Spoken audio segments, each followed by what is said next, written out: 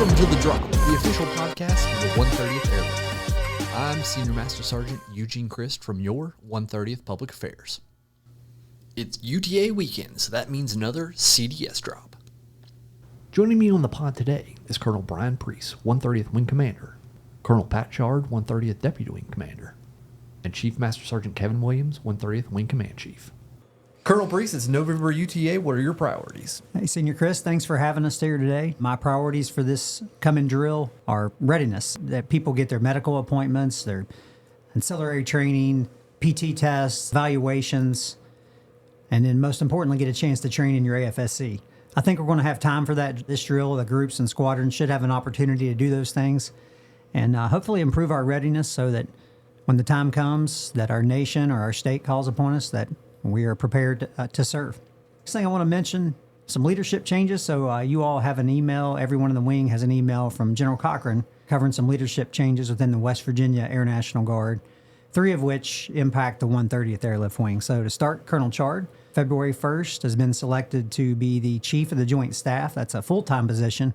Also moved militarily to the Air Headquarters.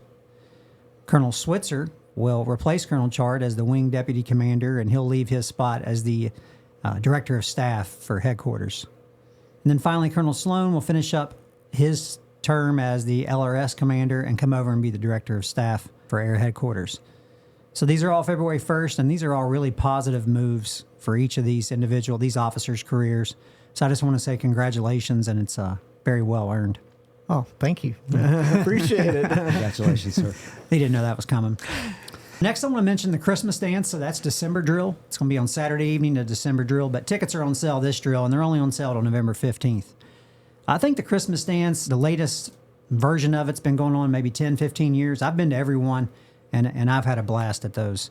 The dress it's not very strict, but I'd call it semi-formal. But the atmosphere is very informal. There's food served, there's music, a lot of good times. So I encourage you to go, at least consider going. Also, you can bring, boyfriend, girlfriend, wife, husband. You can bring a guest who's not a member of the wing. And if you know anyone who's retired, please mention it to them because this is a great opportunity for us to connect with our retirees.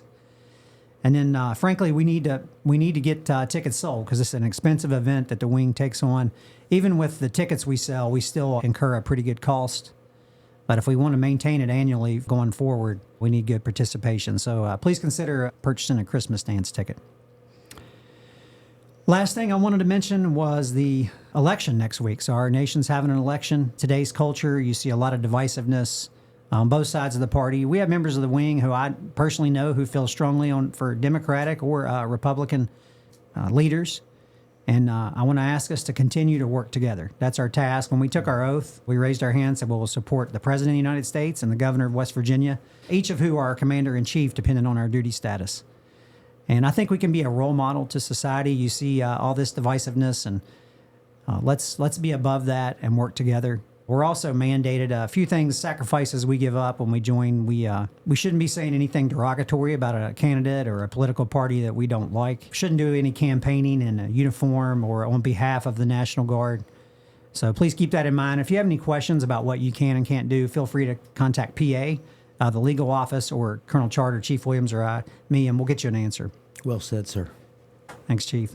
So that's the 4 things I wanted to cover, and I just want to close by saying I'm really grateful for the airmen in the wing. The performance has been fabulous overall. There's an occasional hiccup here or there, but you go to the UEI, our readiness, the way we conduct ourselves, it's overwhelmingly positive, and thankful to all of you for that. So, Colonel Chard?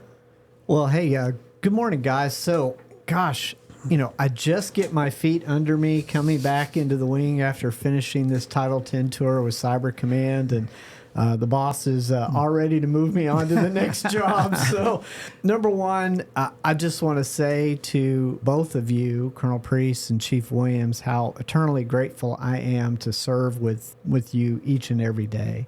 Thanks, same here. It's truly Yes, an sir. honor, and it's just felt so good coming back to the office here on a full-time basis and being with both of you day in, day out. I am certainly, excited about this move. Thank you very much for Colonel Preece for introducing that to the group. This is largely about, one, force development, force management, I often say you get to a point in your career when you're no longer in charge of it. You don't necessarily, get a say in what you do, or even really when you retire from the organization, unless you really want to, make that decision, to retire for yourself. But I certainly am extremely grateful to the organization and been absolutely proud to serve the West Virginia National Guard, but especially the 130th Airlift Wing. Leaving this wing, is going to be hard, I'll be frank. But I am looking forward to the next role. I know I can do well in it, and I know I can represent our airmen and our soldiers well in that capacity. So I'm definitely looking forward to it. On that note, I did want to kind of remind folks that we have advertised for our new A-Staff directors. That advertisement is out. If anyone has any questions about it, Lieutenant Colonel Dumron Kittyman is the right person to ask. He is probably the most well-versed individual within the wing on the A-Staff construct.